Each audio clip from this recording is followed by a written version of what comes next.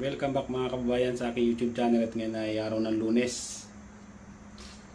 Ang time card namin ay nandito lang sa kusina. Dito lang kami mag-i-in.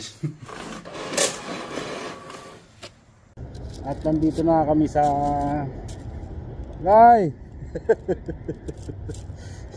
nandito na kami sa nag-video. Ito na nga yung kabilin-bilinan ng boss sa amin na magawal kami sa harap ng company niya. Ito yung unang-una namin ginagawa pag Lunes. Ito, daming basura dito. Ang daming kalat. Ayun, ang kasama kong Pinoy nagawalis na. Ito yung karamihan dito sa ibang taxi driver dito. Mga salaula din. dito sila tambay paggabi. Dito na rin tapon ng mga basura. Okay mga kabayan, umpisa na ang pagwawalis. Tuwing Lunes lang naman kami nagwawalis dito dahil nga yung amo namin ayaw niya nang makalat sa harap ng company niya. Dahil nga ang tapat ng company niya ay paradahan ng mga taxi. Ito namang mga ibang taxi driver, pag tumatambay sila sa harap, lalo na paggabi, basta-basta na lang iniiwan yung mga basura nila sa gilid ng kalsada. Minsan makikita mo dyan daming ihi nakalagay pa sa plastic, tapos minsan tahi talaga ng tao, siguro hindi na napigilan, hindi na nakapunta ng CR, dyan na inabot, dyan na lang tumahi talaga sa gilid. Minsan tahi din ng aso, nandyan, inahayaan na lang namin, hindi na namin na tahi ng tao yun eh.